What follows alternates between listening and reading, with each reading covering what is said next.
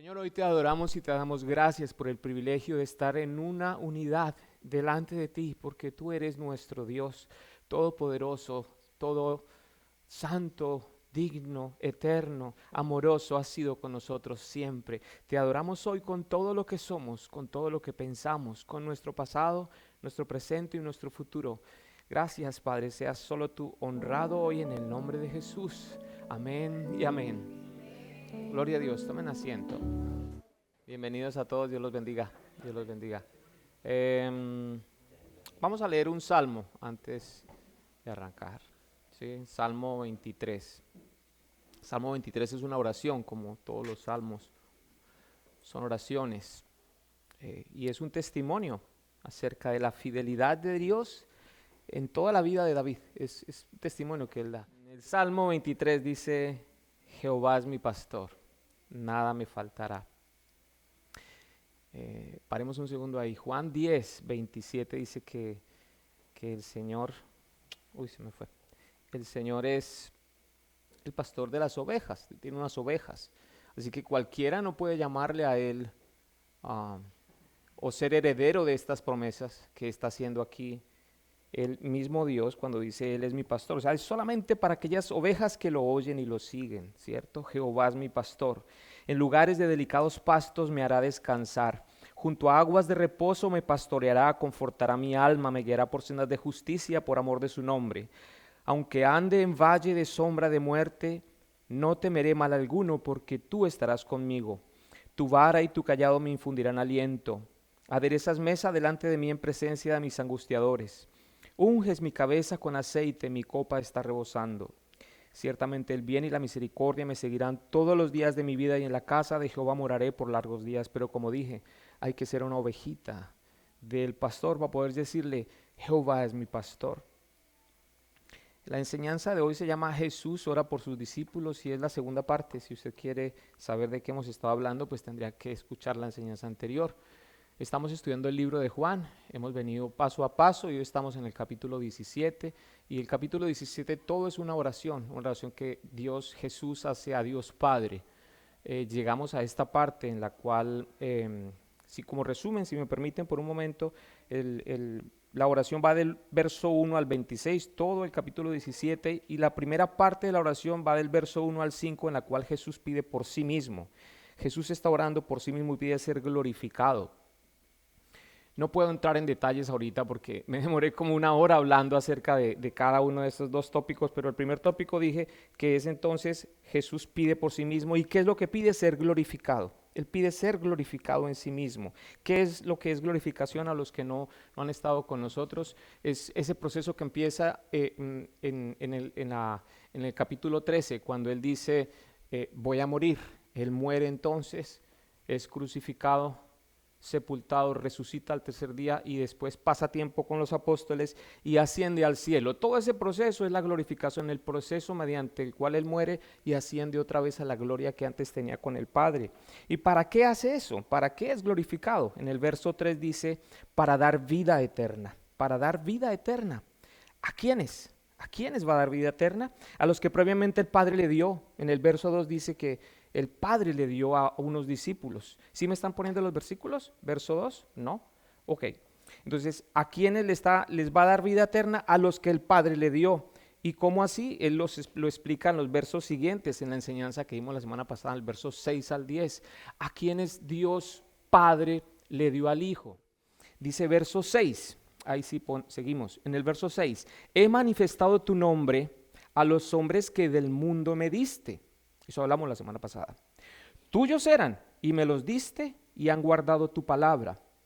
Ahora, si usted nota el orden, entonces es: Dios Padre le da un regalo a Dios Hijo. ¿Cuál es el regalo? Unos que Él escogió.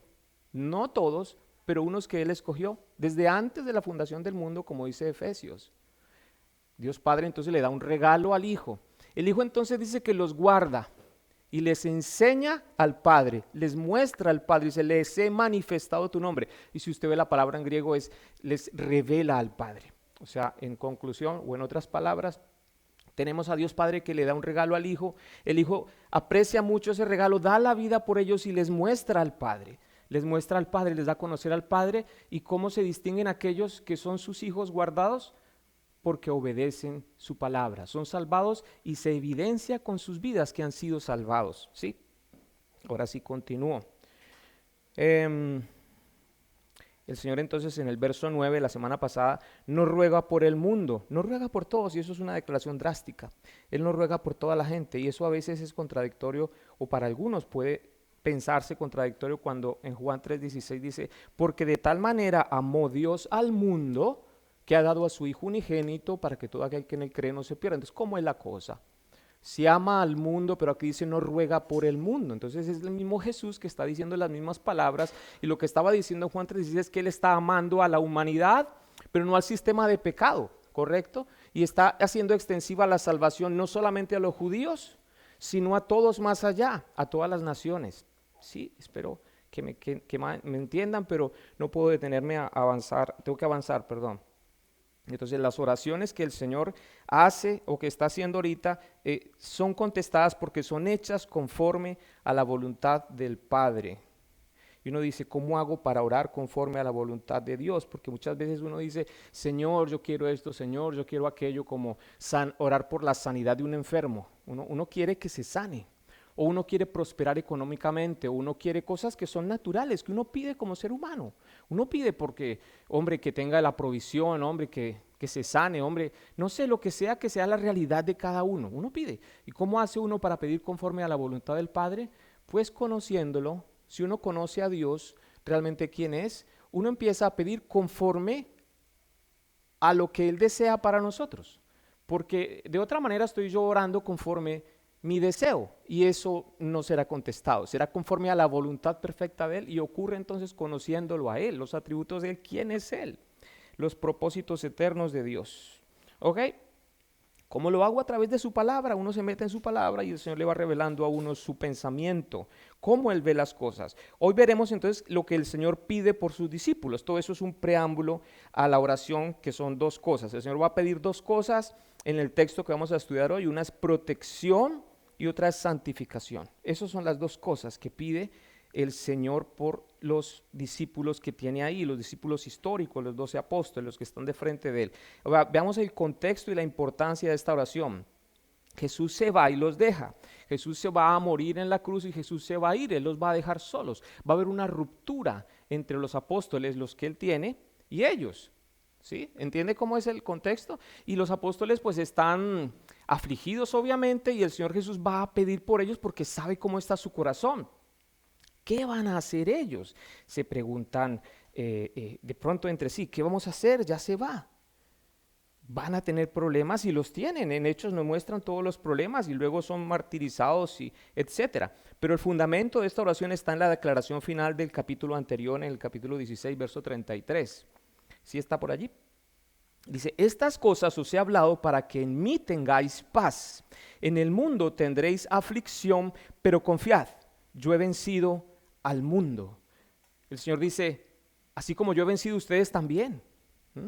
Van a tener problemas, pero tranquilos.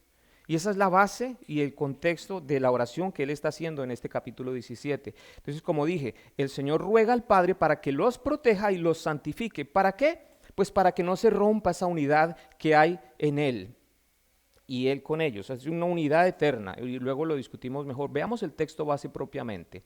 Juan 17, 11 al 19. Este es nuestro texto, el que estamos estudiando. Todo esto anterior es un preámbulo. Y ya no estoy en el mundo, mas estos están en el mundo, y yo voy a ti. Está hablando el Señor. Padre Santo, a los que me has dado, guárdalos en tu nombre, para que sean uno, así como nosotros. Cuando estaba con ellos en el mundo, yo los guardaba en tu nombre. A los que me diste, yo los guardé. Y ninguno de ellos se perdió, sino el hijo de perdición, para que la escritura se cumpliese. Pero ahora voy a ti y hablo esto en el mundo para que tengan mi gozo cumplido en sí mismos. Yo les he hablado tu palabra, yo les he dado tu palabra, y el mundo los aborreció, porque no son del mundo, como tampoco yo soy del mundo. No ruego que los quites del mundo, sino que los guardes del mal. No son del mundo, como tampoco yo soy del mundo. Santifícalos en tu verdad, tu palabra es verdad. Como tú me enviaste al mundo, así yo los he enviado al mundo, y por ellos yo me santifico a mí mismo para que también ellos sean santificados en la verdad. ¿Sí entiende ahora por qué lo importante de tener que hacer un resumen? Porque pues yo tengo que, para poder explicar lo que explicamos, me toca como fraccionarlo en una unidad de pensamiento para que sea coherente. De manera que cuando yo vengo acá y empiezo a hablar de algo, ustedes se pierden porque pues no tienen todo el contexto. Ahí me toca tratar de un poco hacer un resumen de qué es lo que venimos hablando. Veámoslo entonces de a poquito. Verso 11.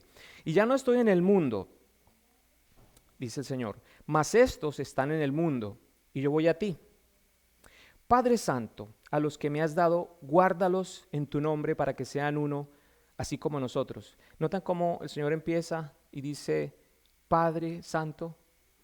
Él dice esa palabra y es la única vez en la que aparece designado Dios así. Es Jesús dice Padre y está hablando de una manera íntima, está hablando con esa familiaridad que uno tiene en la casa, con la mamá, el papá, con los padres, de una manera familiar. Jesús le dice Padre, pero no lo hace solo, sino que lo hace con la otra palabra santo. Y eso habla de la perfección de Dios, de la pureza de Dios, de algo que no es inherente a nosotros como seres humanos. Y une las dos palabras.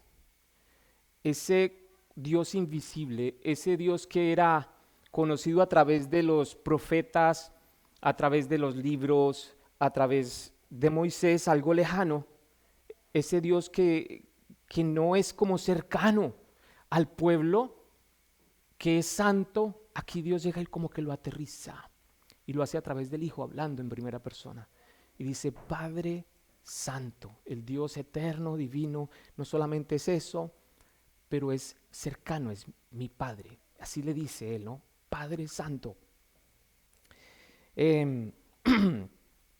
Al unirlas nos muestra un Dios infinitamente perfecto y a la vez absolutamente íntimo y cercano. Hoy en nuestra sociedad hay muchos padres que abandonan, ¿cierto? Terrible, pero yo reconozco y ustedes se darán cuenta que cuando las parejas se divorcian, muchas veces los papás no solo se divorcian de la esposa, pero se divorcian de los hijos y los abandonan. Tuve la oportunidad de ir esta semana a ver un trabajo en una casa de una familia. Llegué allá y me parqué. Le dije, señora, está lloviendo, pero ya entro. Y me bajé del carro. Y cuando voy cruzando, estaba lloviendo duro, voy cruzando, una señora me habla desde su carro, un automóvil, hey, hey, mira, aquí estoy. Yo le digo, sí, señora. Me dijo, ya voy, es que no me quiero mojar. Pero yo noté algo raro, porque estaba ya lloviznando, ya había bajado la lluvia fuerte, estaba solo un poquito lloviznando. La señora nunca se bajó del carro, me dijo, siga, desde el carro. Y yo fui, toqué la puerta, me abrió un muchachito por ahí de unos 10 años, y me dijo, mi mamá no está. Yo le dije, bueno, ella me acaba de decir en el carro que entre y que mire el trabajo, que era un problema en un baño que tenían. Me dijo, bueno, siga, y me dejó entrar. Luego sigo y en el sofá había una jovencita en ropas menores, una jovencita por ahí de unos 15 años, 16 años. Allí estaba acostada en el sofá. Yo me hice como que no estoy acá, seguí derecho, y me entré y miré lo del baño, y llamé inmediatamente a la señora, estoy aquí, me abrió su hijo, ahí está su hija también, y lo que encuentro es, sí, no se preocupe, ok, bueno, chao, y me fui.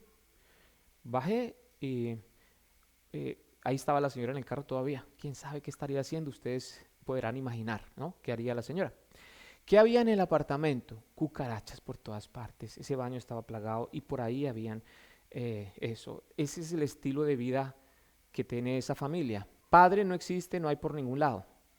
Y yo supongo que es uno de estos casos en los cuales otro padre más abandonó y está la mujer probablemente en depresión, probablemente sobreviviendo como puede y sus hijos criándose como pueden. Solos, ¿sí? Bueno, luego al siguiente día volví, había otro menor también, eran 3 menores los que hay manga por hombro por allá. Hay poco aseo en ese hogar, pero lo que ocurre aquí en nuestra palabra es que tenemos a un Padre bueno que no abandona. Ahora, ¿qué es lo que pide el Señor? El Señor Jesús dice, hace la primera petición y dice, guárdalos en tu nombre. Guárdalos, lo reitera también, estamos en el verso 11, pero lo dice también en el verso 15. Pero aquí dice, en el 15 dice, guárdalos del mal. Y aquí dice, guárdalos en tu nombre. El Señor lo que está pidiendo es por seguridad espiritual. Y significa guardarlos de todo. Guardarlos de todo. Él está pidiendo al Padre que los guarde de alejarse de Él, de las malas doctrinas, de que los venza el dolor, de que los venza el sufrimiento y los problemas. Yo no sé usted como creyente, si usted está teniendo o ha tenido en el pasado, estoy seguro, problemas, como todo el mundo. ¿Y cómo se siente uno a veces desfallecer? A veces alguien a uno lo anima, ¿no? El pastor quizá, un hermano, un familiar, un amigo, un hijo, un padre, lo anima a uno y le recuerda quién es uno. Somos hijos de Dios. Pero aquí está entonces el Señor pidiendo para que seamos guardados, guardados de cualquier cosa que viene y nos causa daño y dolor. De aquí aprendemos la seguridad absoluta del creyente. Un verdadero creyente no puede perderse. La seguridad absoluta del creyente es que un creyente cuando realmente nace de nuevo no se pierde. ¿Por qué? Por esta oración. Eso es lo importante de esta oración. Porque el Señor Jesús oró y porque, imagínense, Jesucristo pidiéndole a Dios Padre que lo guarde a alguien. ¿Será que no podrá? Es Jesús pidiéndole al Padre. Esa es la garantía de que un creyente no se pierde. No que el creyente es sincero, no que el creyente ora, no que el creyente lee la Biblia. No, no. Es por esta oración, porque Jesús intercedió al Padre que nos guarde cuando tengamos problemas, cuando tenemos dudas. Y Él lo hace y Él lo hará, evidentemente. Primera de Pedro 1:5. A ver, ¿qué dice? Dice que sois guardados por el poder de Dios. Ahí habla de lo que estoy diciendo. Somos guardados por el poder de Dios mediante la fe para alcanzar la salvación. Ahora, mediante la fe. Alguien dice, entonces ahí está la participación humana. Sí, pero también dice que la fe no es sino un don de Dios también. O sea, yo creo porque Dios me permite creer. La fe es un don de Dios. Entonces, somos guardados por el poder de Dios mediante la fe para alcanzar la salvación que está preparada para ser manifestada en el tiempo postrero. Bien, la protección del Padre garantiza una cadena irrompible en el tiempo que nos cuenta Romanos 8, 29 y 30. Una cadena irrompible en el tiempo. ¿Qué es lo que dice, pastor? Porque a los que antes conoció, estoy leyendo en Romanos, también los predestinó para que fuesen hechos conformes a la imagen de su Hijo.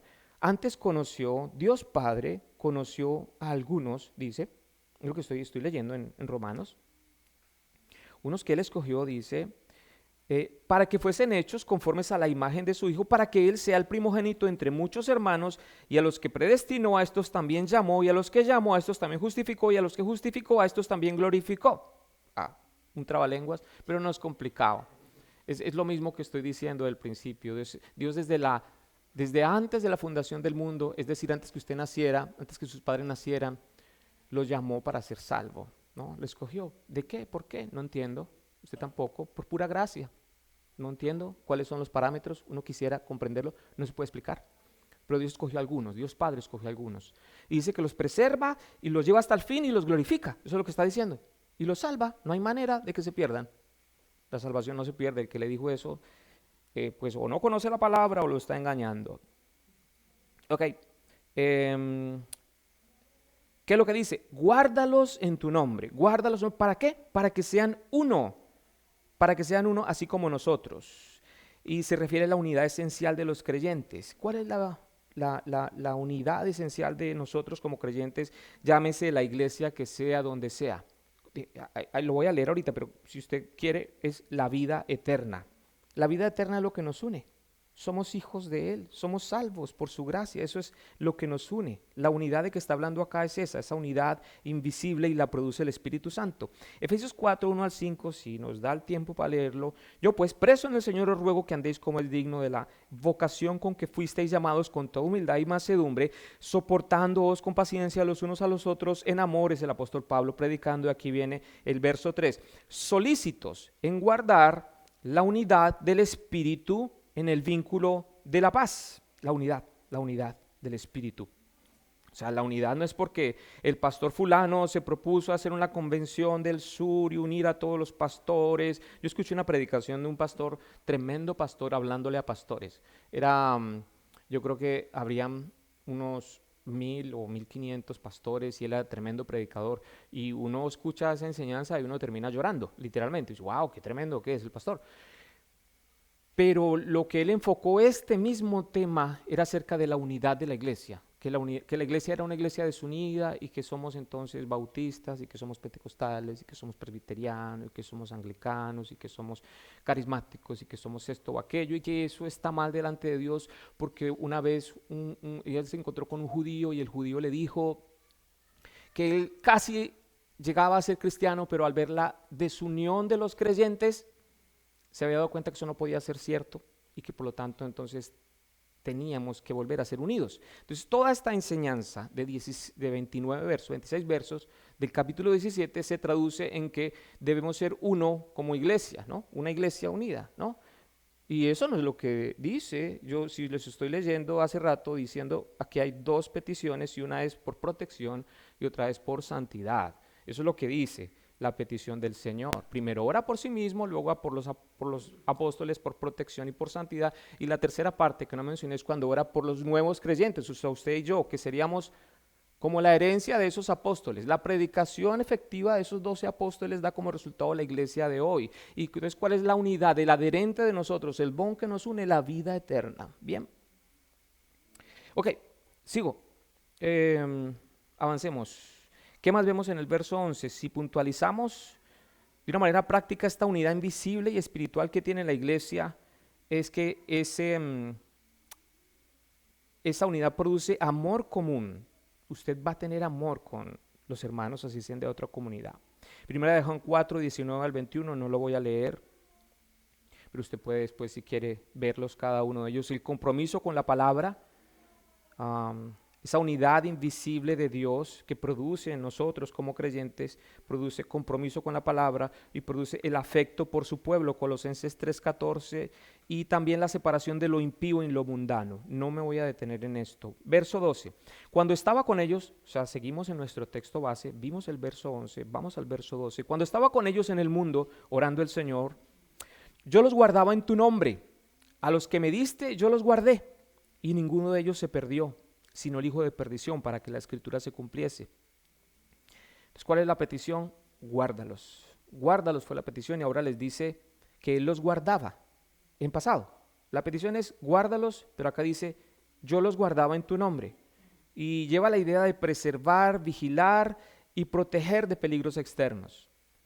El hijo de perdición está mencionado en Juan 6, cuando el Señor le respondió: no os he escogido yo a vosotros los 12 y uno de vosotros es diablo. O sea, el Señor desde hacía tiempo sabía que Judas lo iba a traicionar. No fue algo que lo sorprendió. En las familias hay alguien que se pierde. Uno tiene que el papá no se entregó nunca y se torció al final el papá, resultó que era una persona, o el hermano, el otro, y hay cosas que pasan. En la iglesia de pronto el pastor también se torció. El hermanito, el líder de alabanza, todo, y uno no sabe, pero Dios sí sabe. Dios sí sabe quiénes se salvan y quiénes no. Uno tiene un ojo sesgado, uno tiene un ojo malo, uno piensa que porque el hermanito siempre viene a la iglesia. Tengo un poco de ejemplos en la cabeza, pero no los puedo mencionar ahorita porque quizá algunos de ustedes conocen a otros y no me voy a meter en esas aguas turbulentas. Pero la verdad es que sí, con el tiempo uno distingue. Dice la palabra, por sus frutos los conoceréis. Y uno va discerniendo, uno ve un poco cómo algunos hermanos definitivamente no eran de nosotros. Estaban con nosotros, pero no eran de nosotros, así como este hijo de perdición que es Judas.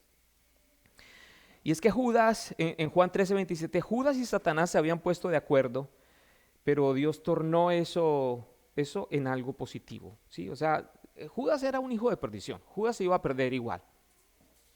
Pero la evidencia es que él se pone de acuerdo con Satanás. Se pone de acuerdo porque no le satisfacía lo que vio. A Judas dijo, no, realmente yo esperaba un líder más actual, un líder político, alguien que nos sacara de esta situación con los romanos. Y como no él encontró en él lo que esperaba, pues entonces se pone de acuerdo y lo traiciona.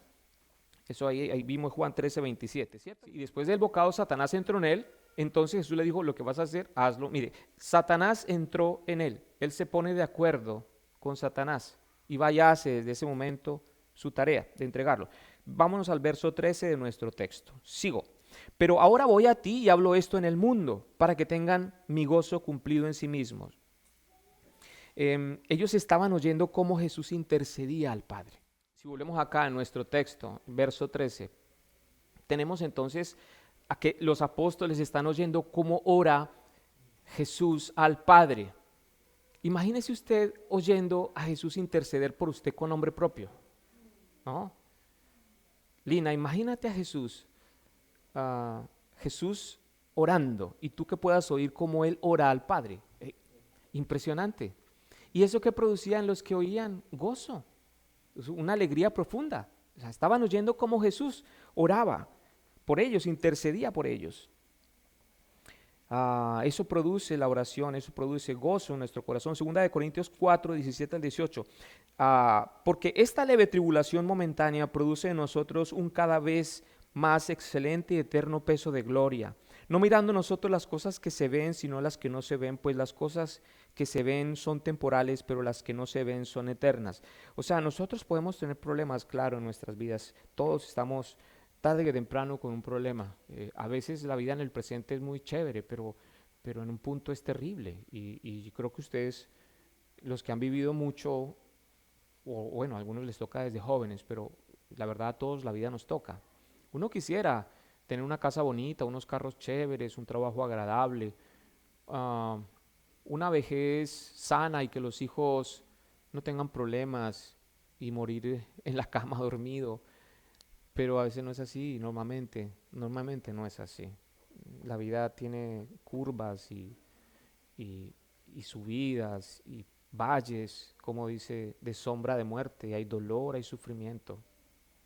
Nada más usted cuando tiene un hijo, usted se expone a que los hijos toman sus propios caminos, y no normalmente, pero muchas veces no son los caminos que uno desea para ellos. Y uno no puede hacer nada. No hay nada que uno pueda hacer. Los hijos como que vienen a través de uno, pero ellos ya vienen así. No es que, ay, cómo los formé de derechos y entonces por eso no. Ellos vienen con un ADN, con una genética. Ellos tienden hacia algo. Es su naturaleza, la naturaleza pecaminosa, natural de todos, de usted y de mí. O sea, de todos nosotros. Pero nosotros, los que hemos nacido de nuevo, no miramos las cosas que se ven, sino las que no se ven, pues las cosas que se ven son temporales, pero las que no se ven son eternas, y esas nos producen gozo y alegría. Verso 14, yo les he dado tu palabra y el mundo los aborreció, porque no son del mundo, como tampoco yo soy del mundo. Juan 8:23, él estaba hablando a los judíos, y les dice, vosotros sois de abajo y yo soy de arriba. Vosotros sois de este mundo, yo no soy de este mundo.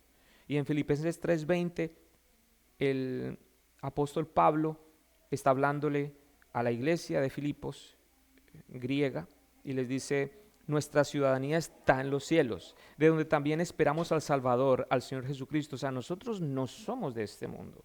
Estamos en este mundo, mas no somos de aquí. Mucho creyente quizá no entiende eso y se confunde y se mimetiza con el mundo, y uno no distingue. Uno en la calle, a ustedes si trabajan como yo en lo secular, todos trabajan en lo secular, yo también. Uno encuentra gente en la calle, siempre cuento un ejemplo de una señora en Home Depot que me cogió allí, estaba como un teller en Home Depot y me empieza a decir, no, es que como haga así, como un torcido, y entonces hacía así, y esto, entonces tiene que venir es conmigo, y me dice, y así es la vuelta, toda una señora colombiana, y yo, sí. Entonces yo dije, iba con mi esposa, Mona, dame una tarjetica, ven. Entonces le dije, mira, nos gustaría que de pronto si tienes tiempo, nos visites en la iglesia. Y la Mona, ¿ustedes son cristianos? Yo también soy cristiana. Entonces me empieza a contar que en la iglesia de ella hay una pastora que profetiza, y eso le dice a usted todo. Yo, bien. ¿Y el pastor cómo se llama? Me dice, no hay pastor. Es que ella es la pastora de ella. Muy bien. Bueno, ok. Chévere. Entonces, pues, todo el mundo tiene un trabajo, todo el mundo al mismo tiempo dice que es cristiano, y en lo secular uno descubre estas personas que están por allí y que dicen que son como yo, pero realmente usted tiene que un punto distinguirse si es del mundo o no lo es. A algunas personas no se les nota en absoluto. somos ciudadanos del reino de los cielos. Verso 15. No ruego que los quites del mundo, sino que los guardes del mal. Que los guardes del mal. No son del mundo, como tampoco yo soy del mundo. Juan 16:33 dice, confiad, yo he vencido al mundo. El llamado de Jesús es a triunfar sobre el mundo, a prevalecer sobre el mundo, no a estar escondidos del mundo. Hay una tendencia ahora en la iglesia cristiana hace un tiempo que realmente no es nueva. Por ejemplo, a los niños los meten en homeschool. Y el homeschool entonces es como un filtro para guardar a los niños del mundo. Y uno le parece bien eso. Yo con 2 de mis hijos lo hice también. Cuando los Estados Unidos empezó, hace mucho tiempo que no era sino colonias, la idea era que esta llegaba a ser como un país que sería como la Nueva Jerusalén. Y eso es un concepto muy antiguo. Y también encuentra uno comunidades Amish y otras tantas comunidades cristianas. Yo tuve la oportunidad de estar en una en Chile que viví. Y la idea era comprar una parcela, eso lo mencioné alguna vez, y construir casas. Y siempre ha habido esa cosa de como, bueno, vámonos a un barrio donde sea mayormente gente como yo, como cristianos. Y eso no es lo que estamos llamados nosotros. Nosotros estamos llamados a alumbrar en medio del mundo, literalmente. Ahora, yo entiendo cuando uno de padre quiere guardar y proteger sus hijos. Yo viví eso también y aún lo hago porque mi esposa dice, yo soy otra mamá con los hijos. Eso es una manera de ser de algunos, que uno quiere guardar y proteger sus hijos. Pero la oración del Señor en este sentido dice, ellos no son del mundo, como yo no soy del mundo. Guárdalos del mal. Él pide por nosotros mientras estamos en el mundo. No nos lleva a que salgamos de nuestro barrio y construyamos un barrio que solo es un barrio cristiano. Eso no funciona, nunca ha funcionado. Usted mire la historia y lea por todas partes, esos son inventos de ahorita, eso no funciona así. Tuve la oportunidad de escuchar a un hombre que me encanta, que se llama Agustín Laje, que es un político y todas esas cosas, en una charla que dio y contaba su experiencia en cuanto a la formación en el hogar. Decía, palabras más, palabras menos, yo iba a una escuela que era como comunista, decía, ya se enseñaba todos esos principios y valores. Y cuando yo llegaba a la casa, mi abuela me cogía preguntas y me decía, ¿qué te enseñaron? Entonces yo había aprendido esto y esto acerca del comunismo y todas esas cosas. Entonces mi abuela empezaba a decirme, a debatir conmigo, decía, una por una las argumentaciones que tenía en la escuela. Y lo hacía de una manera muy inteligente, con preguntas. Me decía, ajá, y entonces esto es así, ajá, ¿y por qué? Y si esto y lo otro, y entonces argumentaba con él. Dice que eso lo enseñó a él a pensar. O sea, toda esa que le estoy contando es porque muchas veces uno quiere extraer a los hijos del mundo y no hay manera, y es que fortalecer a los hijos, no poner niños débiles, sino frente a la argumentación del mundo, usted debe como que sembrarles el chip, decirle que es un hombre, que es una mujer, etcétera, etcétera, para no entrar en detalles ahora. Pero usted debe formar sus hijos. No los forma la escuela, los debe formar ustedes. Ahora, en el mismo sentido, no ya olvídese usted como padre, pero para con usted mismo. ¿Quién lo está formando a usted? ¿El mundo? ¿O usted? ¿Será que usted es del mundo? Dice, no améis al mundo, primera de Juan 2:15. ¿Sí? No améis al mundo ni las cosas que están en el mundo. Si alguno ama al mundo, el amor del Padre no está en él. Ahora, ¿qué es el mundo? Si podemos referirnos un momentico al mundo. El mundo en unas ocasiones es considerado en la Biblia como el cosmos, como el universo, ¿no? En otras partes es considerada la humanidad. Cuando el Señor dice en Juan 3:16, el Señor ama la humanidad, ¿no? En otras partes la palabra lo enseña como un sistema de pecado. Propiamente el mundo equivale a un sistema de pecado. Entonces no améis al mundo, eso es no amemos este sistema de pecado. Muchas veces tenemos YouTube, tenemos Instagram y seguimos personajes que no nos conviene seguir porque su sistema de valores no es el que corresponde. Yo estuve en Nashville, Tennessee, y vi una cantante por todas partes, se llamaba Taylor Swift. Estaba como un héroe allá en Nashville. Yo decía, uy, chévere, yo no sabía quién era Taylor Swift. Yo, mano, Taylor Swift. Por ahí llegué esa vez de Tennessee y me puse a oír y dije, sí, country, chévere, bueno. Pero hace poco la escuché hablar un poquito y eso es nada que ver con, porque yo pensaba que Tennessee era como cristianismo, todo sano, pero no, eso es mundo total. En Hechos 2:40 dice que debemos ser salvos de esta perversa generación. Y Juan 5:19 dice, el mundo entero está en el maligno. Y podemos ser como en 2 de Pedro 1:4 que nos dice, podemos ser participantes de la naturaleza divina, habiendo escapado de la corrupción que hay en el mundo a causa de la concupiscencia. ¿Cómo se puede hacer? ¿Cómo puedo yo lograr eso que está hablando 2 de Pedro? Pasando tiempo con Él, pasando tiempo con el Señor. Puedo escapar de esta generación perversa. Y al amar a Dios podemos ser guardados de amar al mundo, como se indica en 1 de Juan 2:15, que dice, no améis al mundo ni las cosas que están en el mundo. Creo que ya lo leímos, sí. Amando a Dios podemos ser guardados de amar al mundo. Hay una noticia que está fresquita, que ahorita la leí antes de venir para acá y está en Fox News. Dice que Disney, Tesla, Netflix y Amazon, que son algunas de las principales empresas de Estados Unidos, se comprometen a cubrir los gastos de viaje de los empleados que buscan abortos. ¿Han seguido las noticias últimamente, sí? Esta semana la Corte Suprema de Justicia quitó el derecho al aborto, el derecho que hace 49 años erróneamente la Corte Suprema había dicho que era un derecho constitucional, y esta nueva corte hoy dice que no existe en la Constitución tal derecho al aborto. Yo creo que eso a uno lo confronta con quién es uno verdaderamente, ese tipo de noticias. Cuando usted encuentra a alguien que dice ser creyente y está a favor del aborto, pues hay cierta parte que no ha comprendido del amor de Dios y de la naturaleza humana. Nosotros somos hechos semejantes a Dios. Nuestra naturaleza espiritual quizá es caída, pero somos la imagen de Dios. La vida empieza desde la concepción.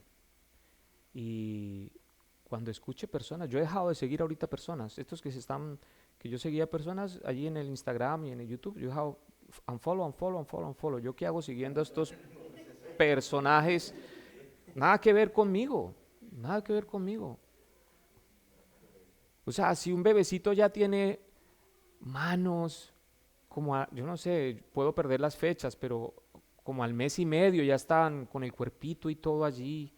No, o sea, el ser humano o el feto es un ser humano en gestación, literalmente, tiene vida y no tiene la vida dependiente en el sentido estricto de la mamá, es un ser humano independiente. Así que no se trata de salir del mundo, dice 1 Corintios 5:10, no se trata de salir del mundo, sino que debemos alcanzar al mundo con la predicación del Evangelio, según Mateo 13:16. Bienaventurados vuestros ojos porque ven y vuestros oídos porque oyen. Verso 17, 18 y 19 viene la segunda parte de la enseñanza y es muy chiquito lo que voy a decir, es la segunda petición.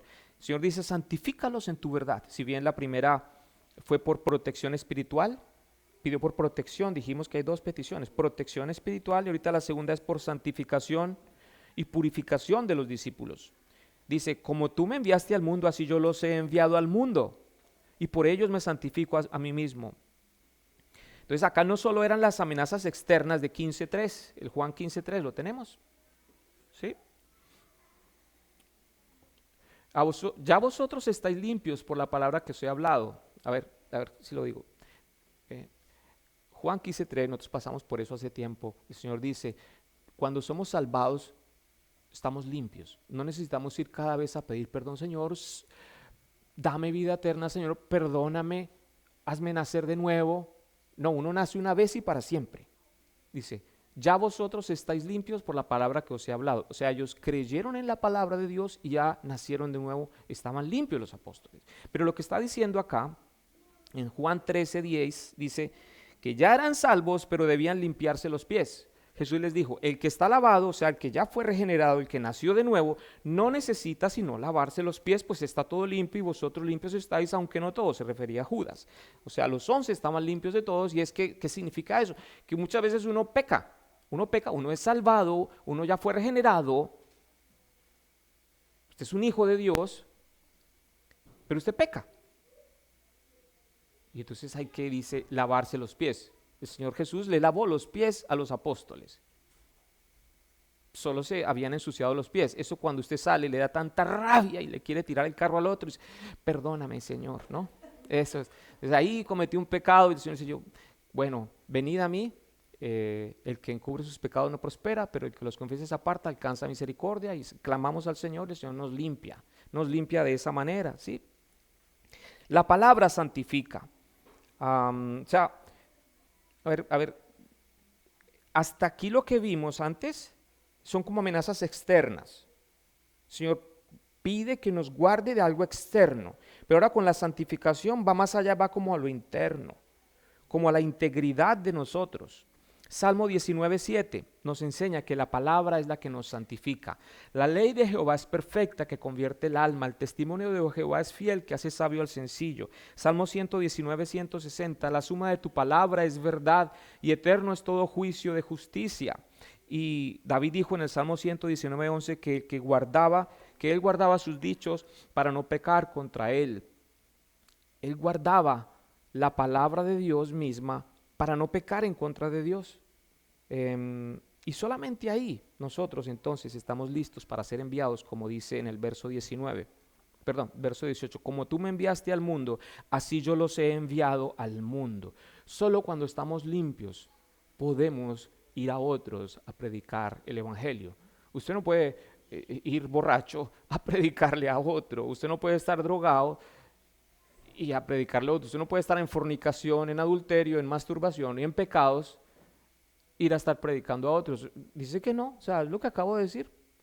El Salmo 51, en el verso tal vez 7, David hace una oración y dice, purifícame con hisopo y seré limpio, lávame y seré más blanco que la nieve. Yo me salté todo y puse el verso 13, dice, entonces enseñaré a los transgresores sus caminos, los pecadores se convertirán a ti. O sea, cuando estamos limpios, que el Señor nos limpia, ahí podemos entonces empezar a enseñarle a los demás el camino de la salvación, el camino porque es vida en nosotros, ¿cierto?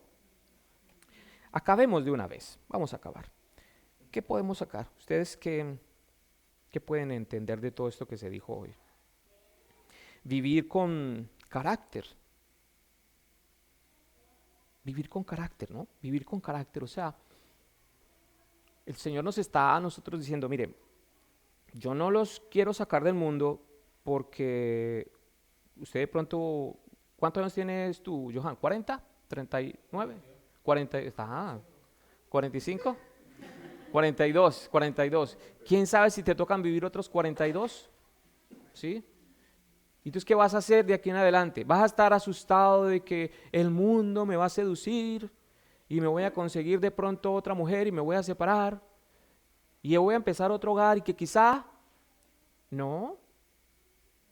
Se trata, dice, de vivir con carácter. Carácter basado en que Johan, la formación que me dio mi madre, los principios que tuve, la formación del colegio, inclusive lo que el pastor enseña, no. Es la oración de hoy, la oración de que el Señor prometió que nos guardaría y le pide al Padre que nos guarde. Esa es la fortaleza de mi vida. Torre fuerte es el nombre del Señor, dice. Él se lleva la gloria en todo esto. Vivir en dependencia. Nosotros queremos guiarnos por lo que el presidente dijo, por lo que leímos en un libro. Bástame tu gracia, tu poder se perfecciona en mi debilidad. Diga al débil, fuerte soy. Vivir en dependencia de Él. Y Él nos dice en Mateo 5 que vivimos como corderos en medio de lobos. O sea, es natural que hayan problemas, es natural que se enferme la gente, es natural que se mueran, es natural las cosas que pasan porque estamos acá, es natural que nos podemos quebrar. Alguno tiene mucho dinero y después no lo tiene. Es natural, pero estamos como corderos en medio de lobos y debemos vivir en el mundo sin ser del mundo. Y gracias a esta oración, todo esto está garantizado para sus hijos. Vamos a orar.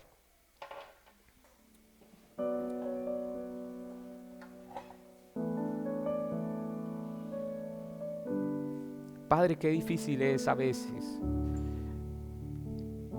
entender cuando leemos la Biblia por primera vez, cuando leemos un pasaje por primera vez, pero qué manjar es poder conocer lo que tú nos dices, poder oír tu voz. Y hoy, Señor, tú nos has hablado de que tú nos guardas, de que tú nos amas, de que tú nos santificas y que todo ese amor que nos transforma solo es para darte la gloria a ti, Señor. Ayúdanos a nosotros a alumbrar donde estamos, que también a los que somos padres podamos formar a nuestros hijos en el temor tuyo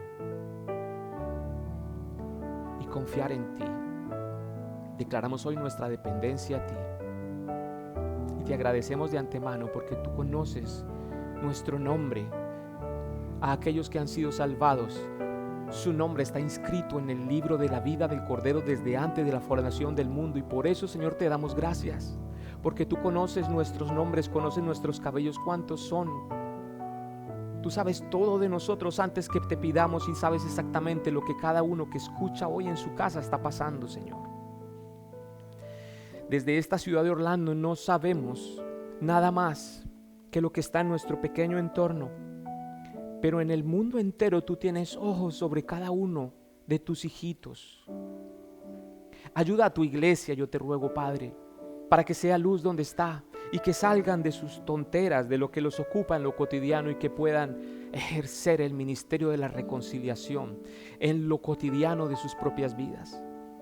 Que salgan de los muros de sus iglesias y que en sus trabajos, en sus escuelas, puedan ser luz de este mundo.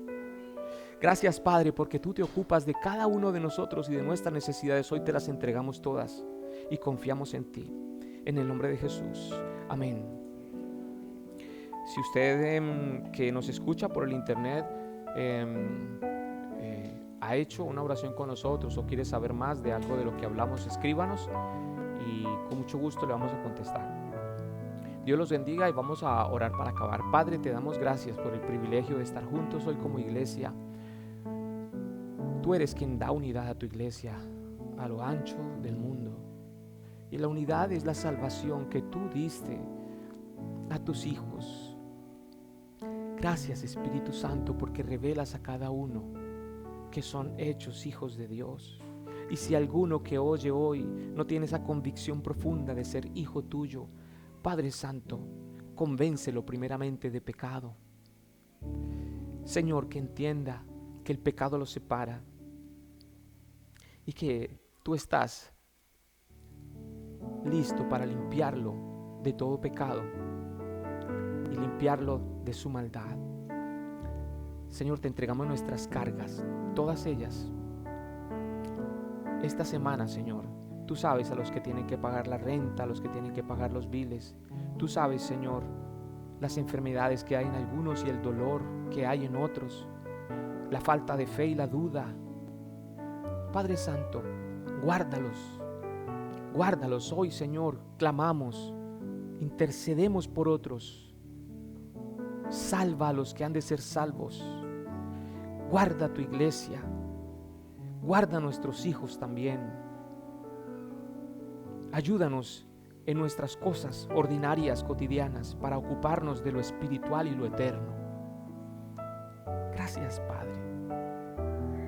Confiamos en ti, en el nombre de Jesús. Amén. Nos vemos en 8 días y les deseo una buena semana.